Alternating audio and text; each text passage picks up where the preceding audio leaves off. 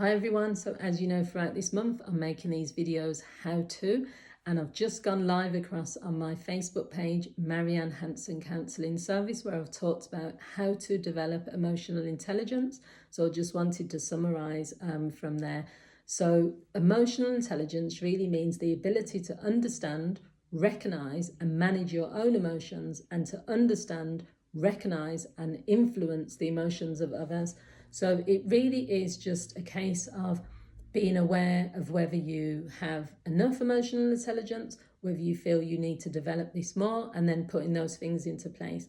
So people who lack emotional intelligence are fearful of being vulnerable. So their biggest fear is that if they start talking about their feelings, then that's a weakness, and then that maybe someone's going to take advantage of them, or that's not the thing that you should do. It's just not within their DNA. It's just something that is like, what do I need to talk about my feelings for? Now, in the relationship, that can cause a lot of tension, because if you have one person who is wanting you to open up and talk about your feelings, but you're seeing that as a weakness, then a lot of times you're going to dismiss that as not being important. So someone who lacks emotional intelligence will normally not be able to respond to an emotional person. So rather than them saying, tell me how you're feeling and why you're upset about that, if someone's crying, they're probably going to say, what are you crying for?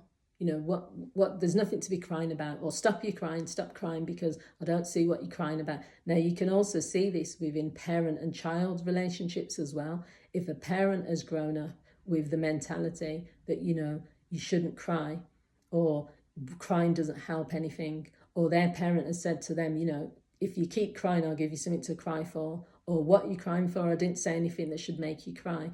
Then that child will develop the feeling that being emotional or being upset is wrong. So you can see how it can sort of translate and transfer. So a person who lacks emotional intelligence will lack self-awareness. They'll do what they want. They'll say what they want. They'll do what they want regardless of the impact.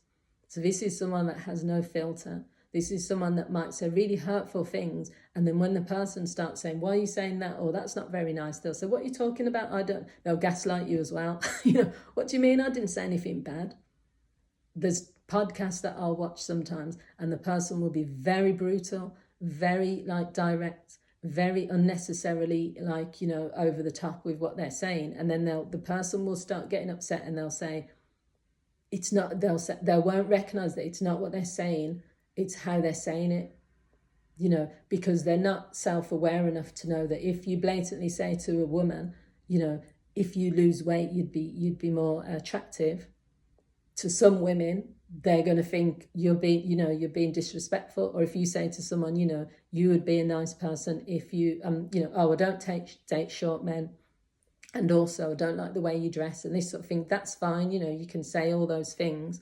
But someone who lacks emotional intelligence would know that, if you're saying that in a certain context, and also they wouldn't recognize that might hurt the person. So they're not going to, what's the word called? It's not even censorship. They're just not going to sit back and think, how can I say this in a nicer way?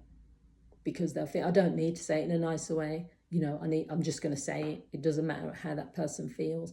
So also, they might struggle to comfort someone else. So someone who lacks emotional intelligence might see someone in front of them crying, and it might not even be a friend, it could be a colleague. So maybe they walk into the room in the office and a colleague is upset. They're not going to ask that colleague how they are. They're going to carry on making a cup of tea. They're probably going to start talking about figures and all sorts while this person is just sat there crying and upset.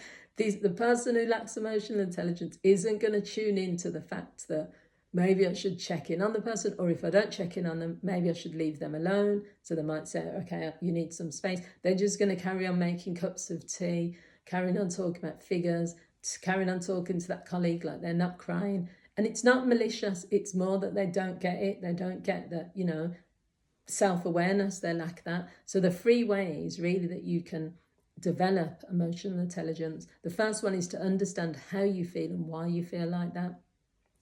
Being more reflective and trying to work out, why am I angry? Why am I driving down the road shouting at all the drivers? Why am I sad today? What's making me sad? Why am I feeling like this? So it's tapping into your feelings and trying to work out why. The second thing is self-regulation. So it's using your emotions and choosing your behavior.